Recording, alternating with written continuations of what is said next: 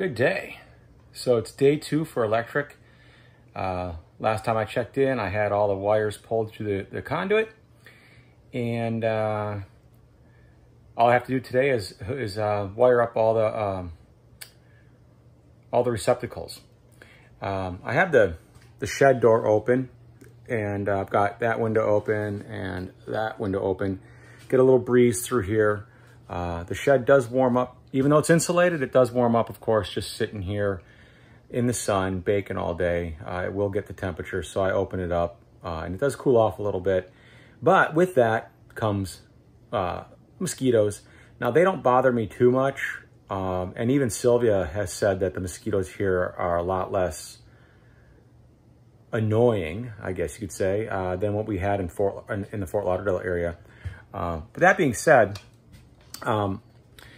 I've been using this thermocell product for a while now, and I used it in Fort Lauderdale some, and I'm using it here in the shed.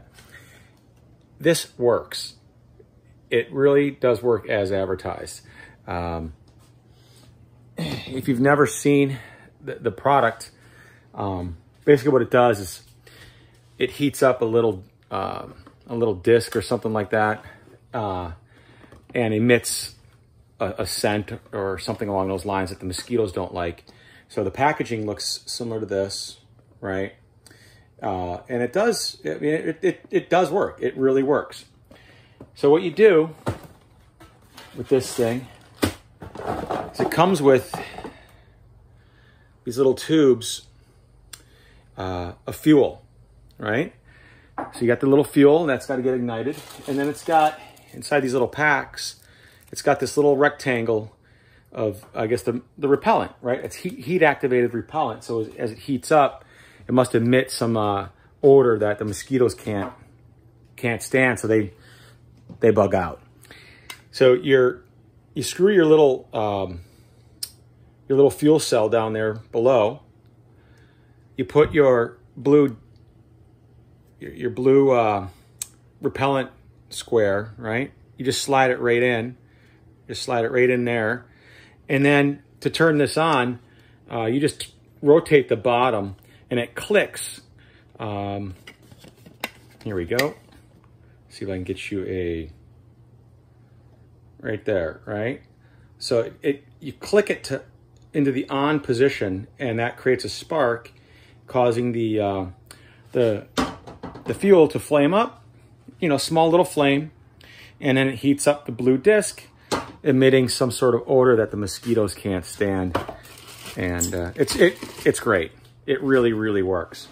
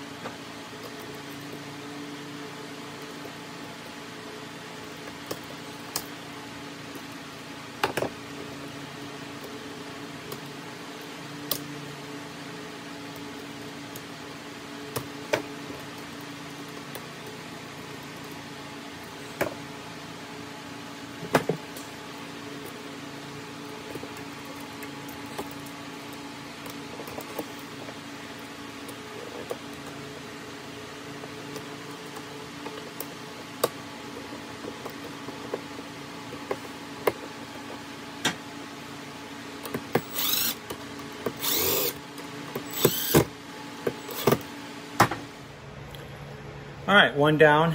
1, 2, 3, 4, 5, 6, 7, 8, 9. 9 more receptacles to go. What I didn't do is put the cover plate on. As much as I believe I've wired that properly, if I put the cover plate on and there happens to be a problem with any one of my outlets, I'd have to take the cover plate off and, you know, and then take the receptacle itself out to troubleshoot it.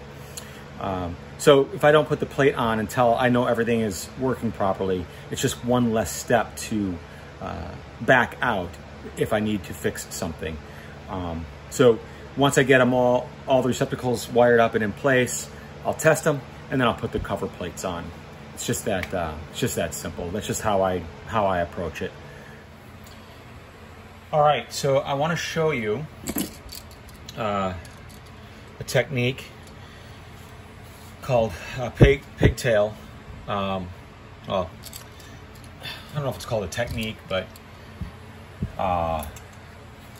you know, your receptacles, they have a ground, and you need to attach your bare copper wire to the ground. So I can attach this one, or I can attach that one, but to try and attach them both onto there would not be good. You wouldn't be able to really get a secure connection. It would be difficult to try and accomplish. So what you do is you wrap 3 copper wires together, secure them with a wire nut, and then you attach just one end of that 3rd wire onto the ground. That allows the ground to come through, pass to the pigtail, ground the receptacle, and then pass through on down the line to the next receptacle.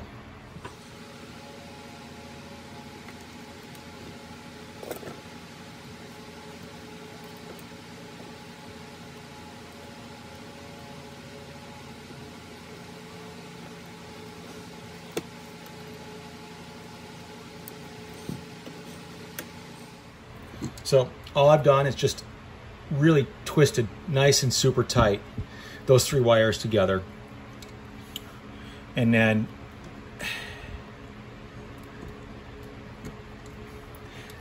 I picked this up from my electrician. They clip the end, and I don't know why. Oh, look at that, it came loose. So I got to do a little more twisting.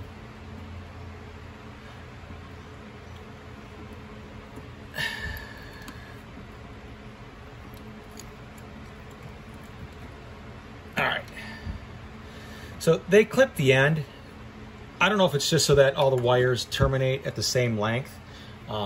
That's my best guess.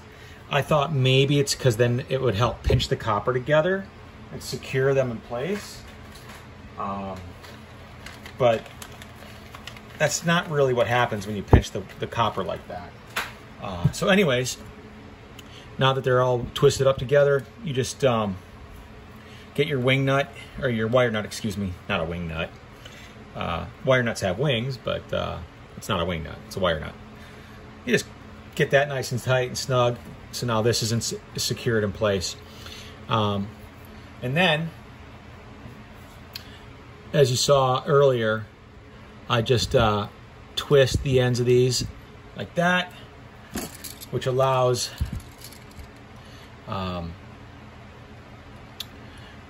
it to loop around the screw in the direction that you tighten the screw, which is clockwise, right? So kind of backwards from sight, but I just twist this around, right?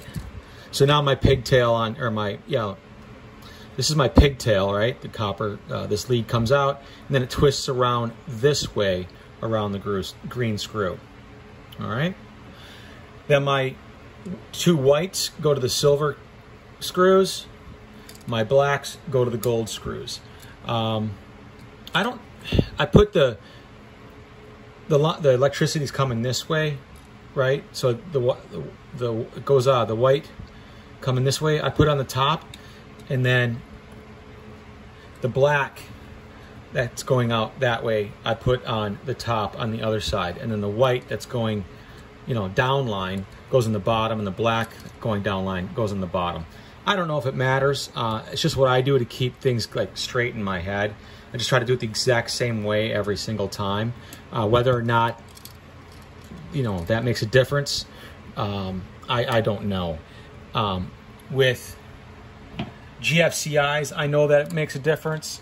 So being that a GFCI, right, a ground fault interrupter, since they're picky about it, I just try to be consistent, and just do it with all of my outlets. So it, you know, just becomes second nature rather than having to think about it every single time. All right, and then the last thing when you're doing electrical work is make sure that your connections here are really snug, nice and tight. I mean, it's got to be pretty tight.